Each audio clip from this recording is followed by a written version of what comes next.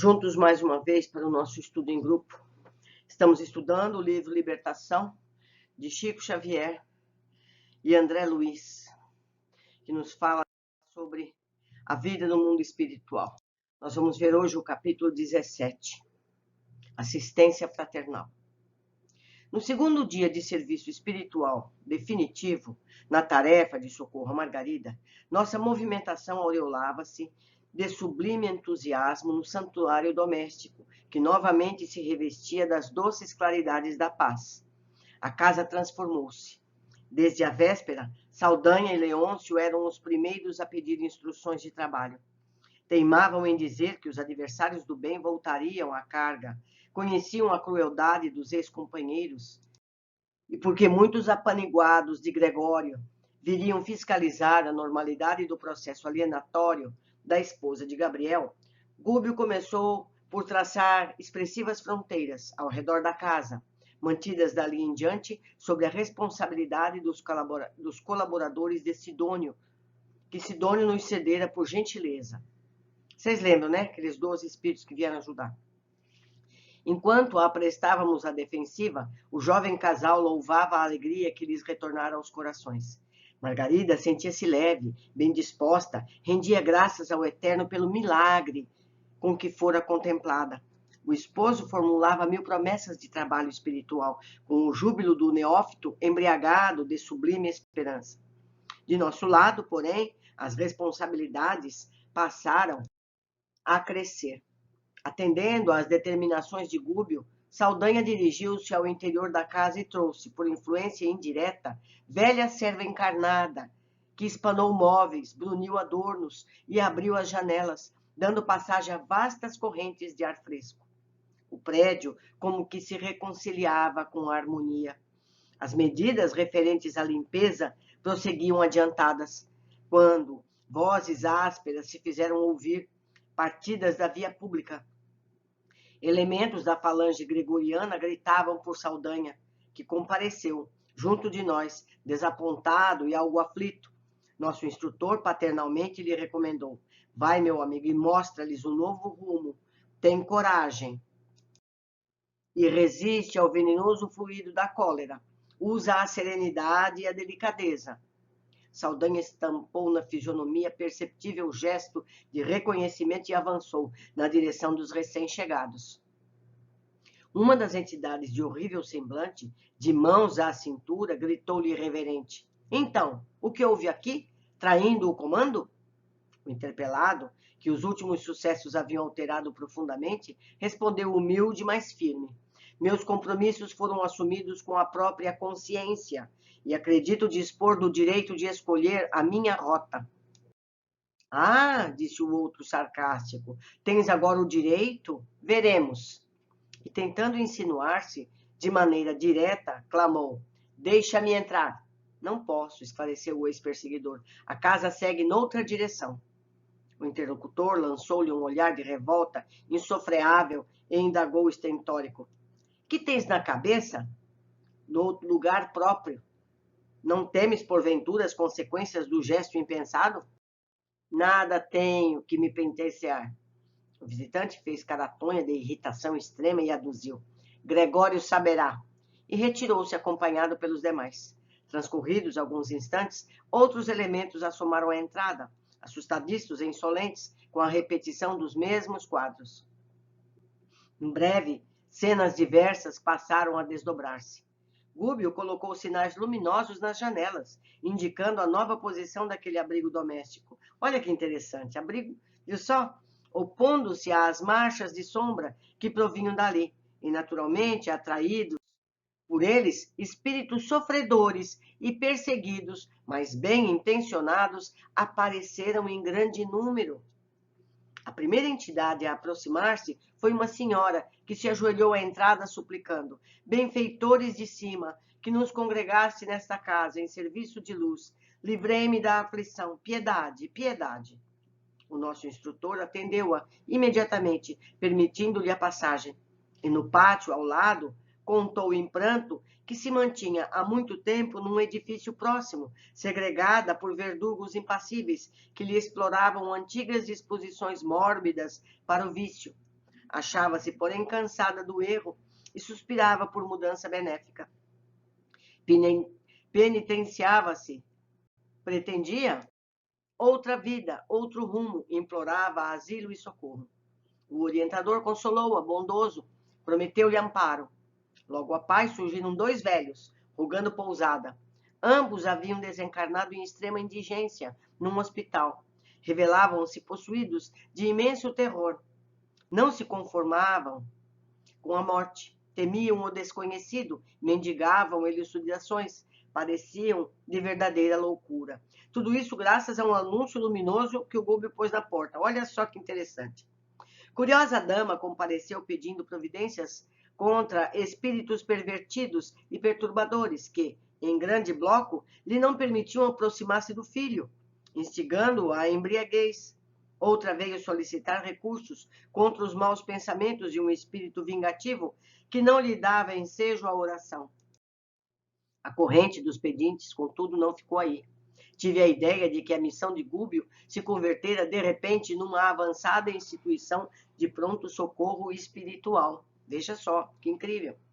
Dezenas de criaturas desencarnadas, sob regime de prisão aos círculos inferiores, alinhavam-se agora ao lado da residência de Gabriel, sobre a determinação de Gúbio, que dizia aguardar a noite para os serviços da prece em geral.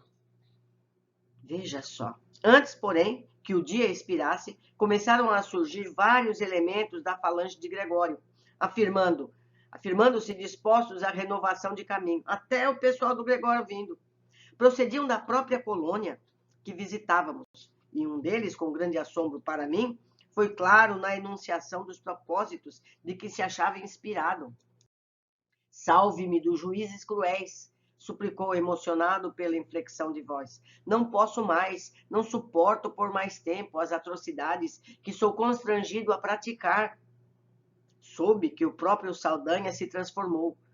Eu não posso persistir no erro. Veja só, que onda, porque um conseguiu, os outros todos tiveram coragem também. Temo a perseguição de Gregório, mas se é necessário arrostar as maiores dores, enfrentá-las-ei de bom grado, preferindo-lhes o golpe fulminatório a regressar. Ajude-me, aspiro a nova estrada, com o bem. Apelos como esse foram repetidos muitas vezes, enfileirando os sofredores de intenções nobres e retas que nos alcançavam. No vasto recinto de que dispunhamos, nosso instrutor recomendou que eu e Eloy nos colocássemos à disposição deles, ouvindo-os com paciência e prestando-lhes a assistência possível, a fim de que se preparem mentalmente para as orações da noite. Confesso que me sentia à vontade. André estava louco para fazer isso, né? Dividimos-nos, então, em 2 setores distintos. Organizei os irmãos que me cabia atender em assembleia fraternal.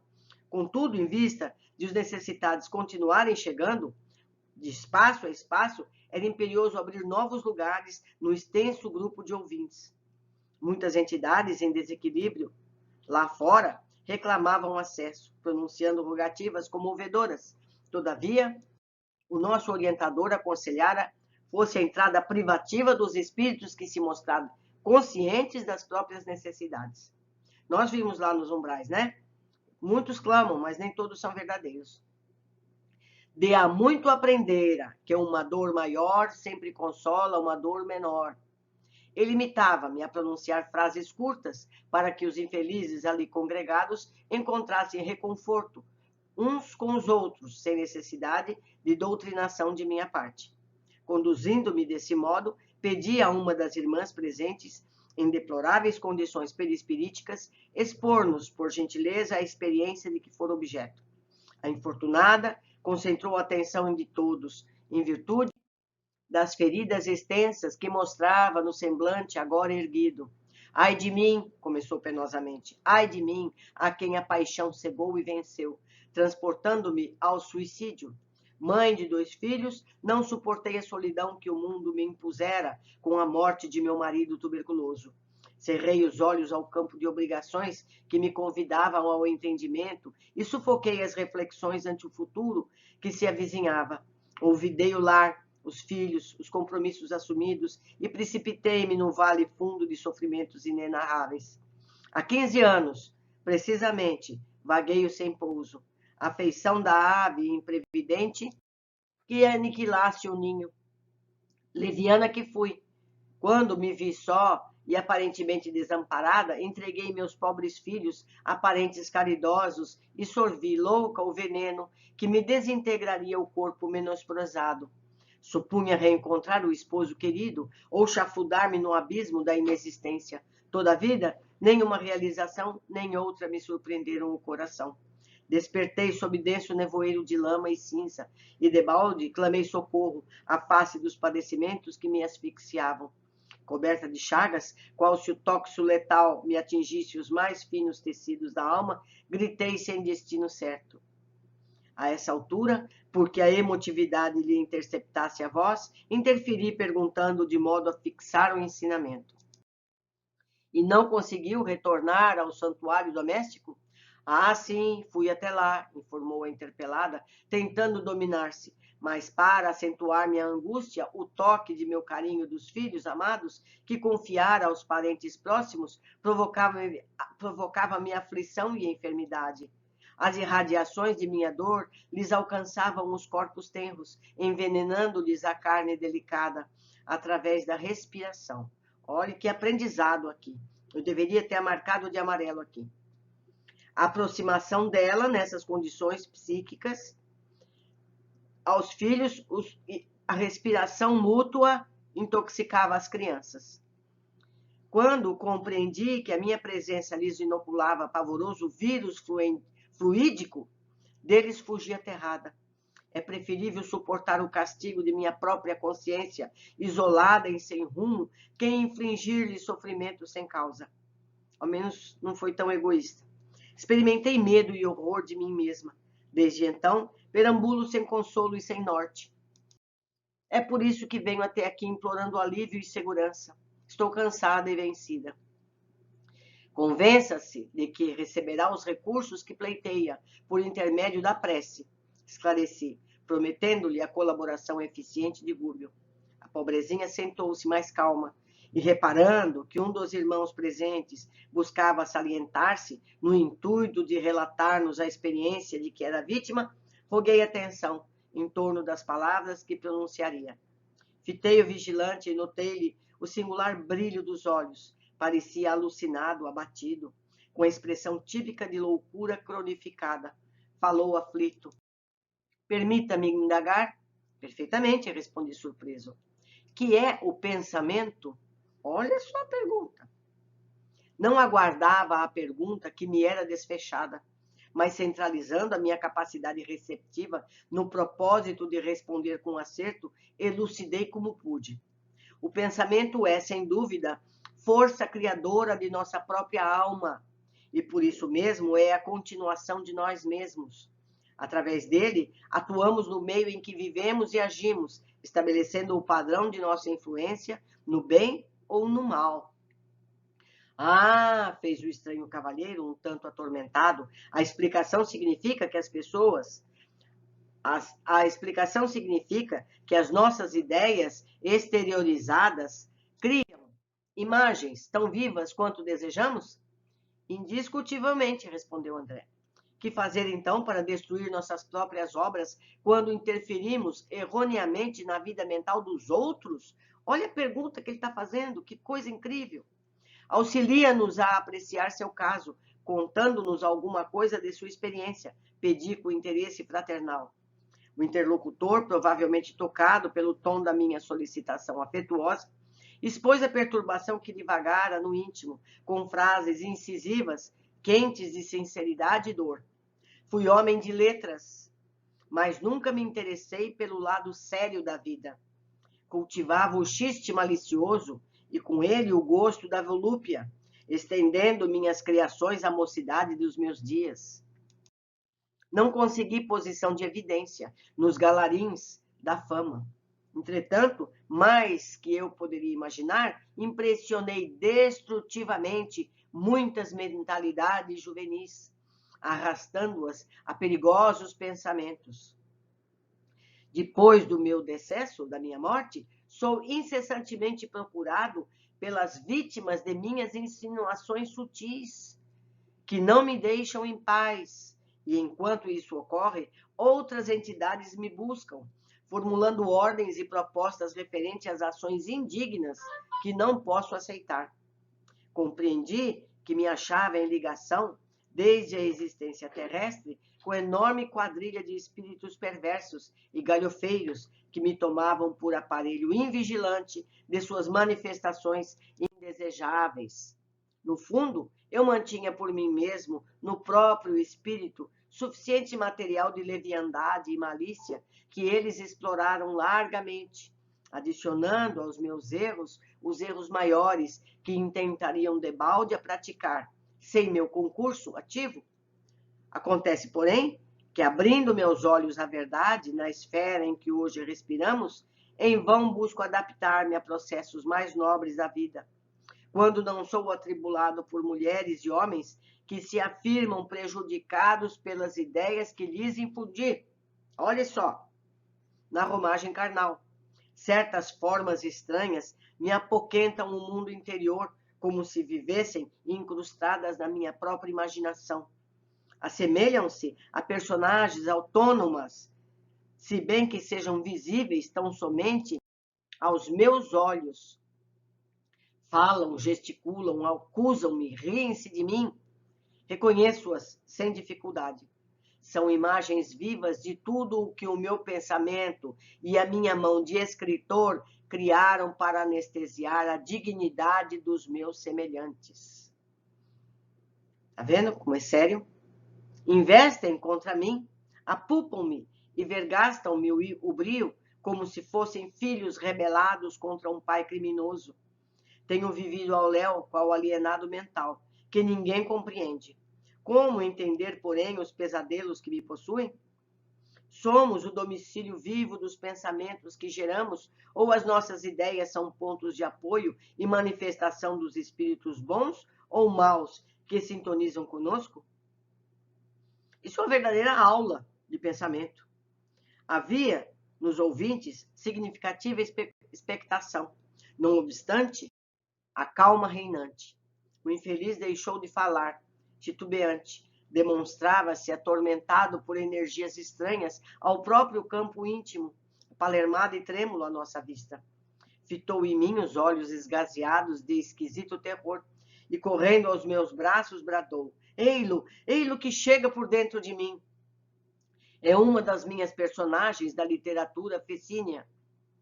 Ai de mim, acusa-me, gargalha irônica e tem as mãos crispadas, vai enforcar-me.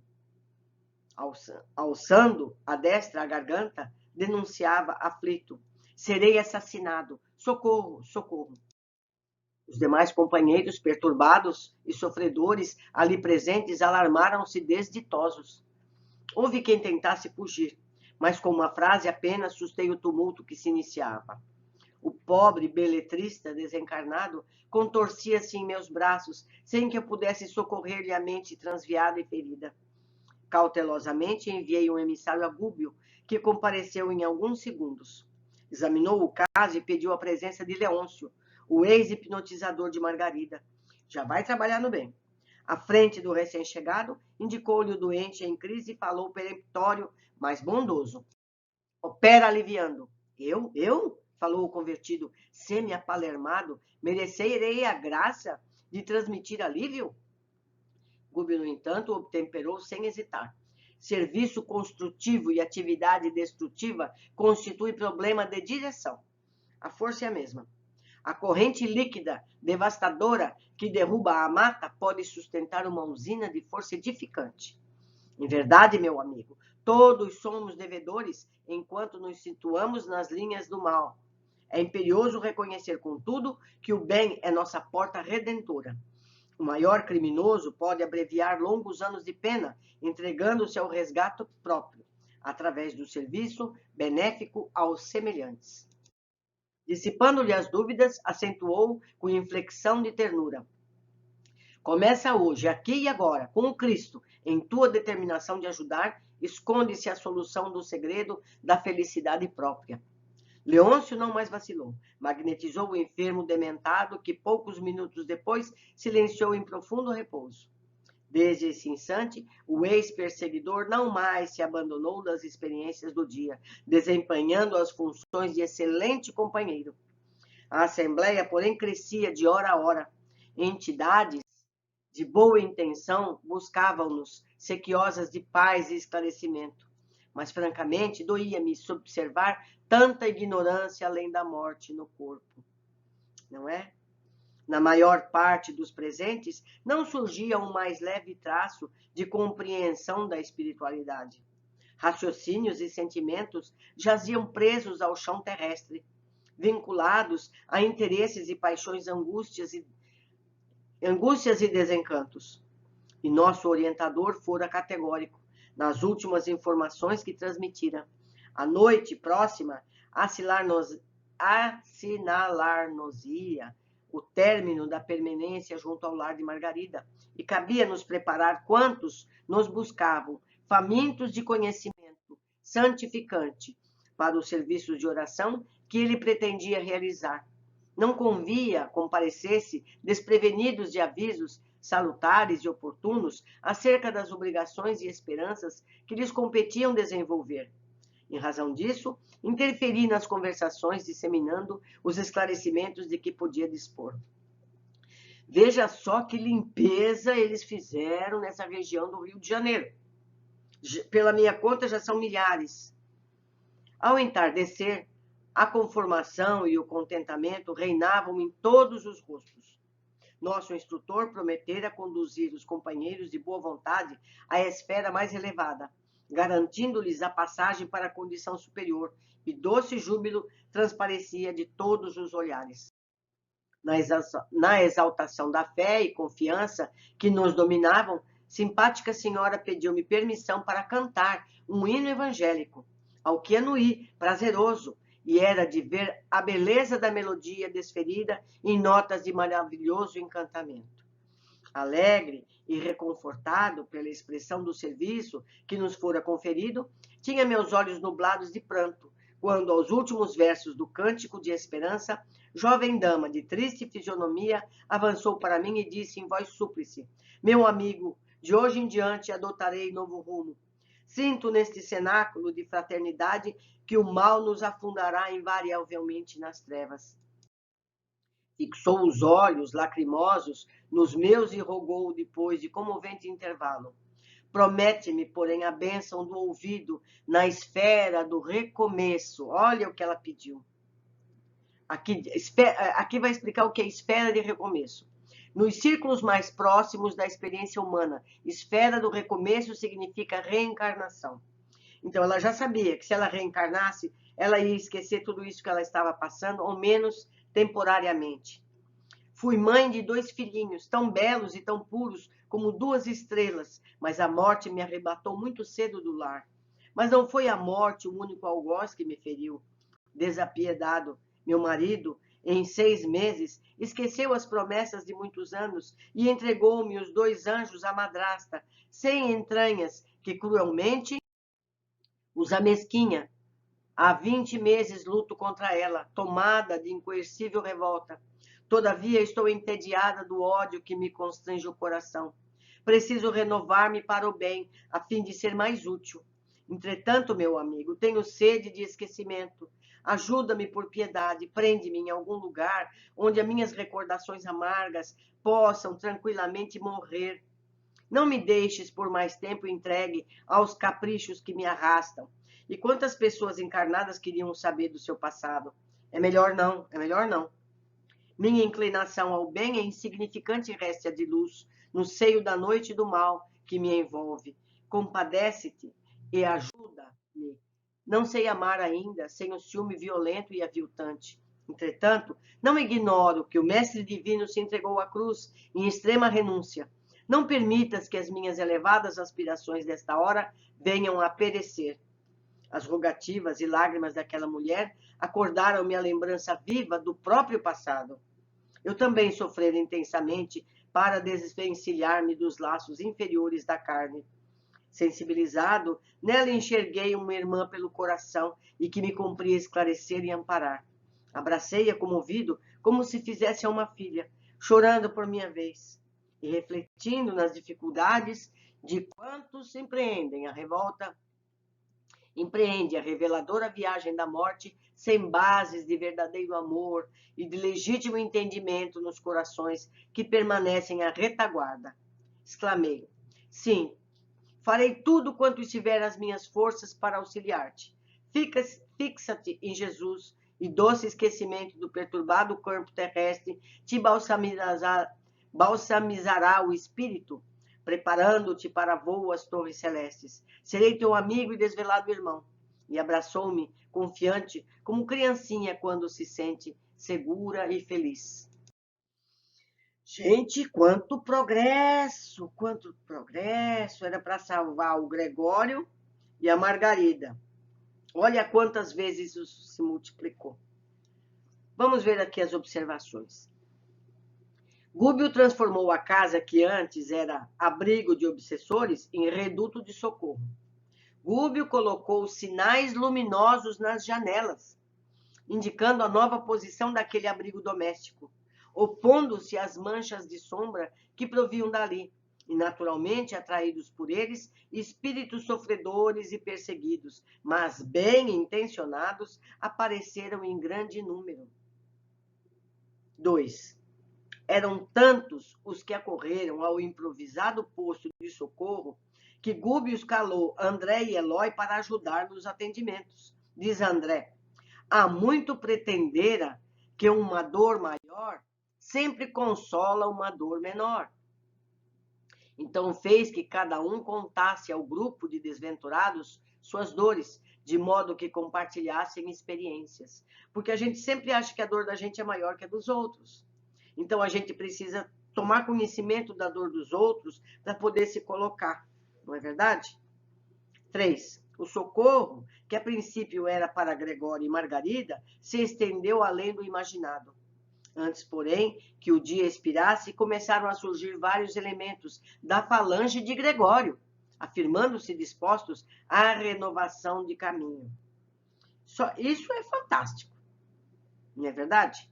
Lembro mais uma vez que todas as letras em amarelo dos comentários são cópia fiel do original. 4. Um dos socorristas pergunta a André: que é o pensamento? E diz André: elucidei como pude. O pensamento é, sem dúvida, a força criadora de nossa própria alma. E por isso mesmo é a continuação de nós mesmos. Através dele, atuamos no meio em que vivemos e agimos, estabelecendo o padrão de nossa influência no bem ou no mal. O que perguntou relata que escrevia textos que instigavam comportamentos e agora se via perseguido por quem? Se afirmavam prejudicados pelas ideias que lhes infundia. Ele se via perseguido pelos personagens que ele criava e pelas pessoas que ele influenciou. São imagens vivas de tudo que o meu pensamento e minha mão de escritor criaram para anestesiar a dignidade dos meus semelhantes. Somos responsáveis por tudo que criamos. Essas personagens ganham vida aparente, alimentadas primeiro pelo Criador e depois por todos os que vibram com as leituras que ele criou. Meus amigos, o que vocês pensam dos filmes que estão em cartaz atualmente, sejam seriados, sejam no cinema? É violência, é depravação, é uso de drogas. Todo mundo que assiste um filme desse está criando energias que vão alimentar esse tipo de atitude e formam esses personagens que passam a influenciar outros. Não é? Eu não vejo mais um filme desse tipo. Muitas vezes eu começo a assistir o filme e quando começa essa situação, eu já abandono. Não vale a pena. Não serei eu mais uma fortificadora desse tipo de imagem. Seguindo, o escritor em pânico por ver-se enganado pela personagem. André chama por Gúbio, que pede a Leôncio, o hipnotizador, que até ontem prendia Margarida. Leôncio acredita ser indigno de atuar no bem, ao que Gregório diz: A corrente líquida devastadora que derruba a mata pode sustentar uma usina de força edificante. A força é a mesma, que pode atuar para destruir ou edificar. Gubbio transforma o que até ontem era um obsessor em precioso colaborador. Mais um capítulo que nos trouxe tanto ensinamento que a gente precisa voltar e reler cada parágrafo e meditar a respeito, anotar, mentalizar sobre cada coisa dessa. Cada capítulo desse dá um filme, não é? Um filme positivo, com boas influências. Meus amigos, deixo aqui o meu contato, espero que vocês me ajudem nesse aprendizado. Muita coisa poderia ter sido destacada em amarelo e comentada, mas como eu sempre digo, se eu for destacar tudo, será o capítulo inteiro e nós vamos ficar um mês em cada capítulo. Então eu conto com vocês para que me ajudem nessa tarefa. Até o nosso próximo capítulo.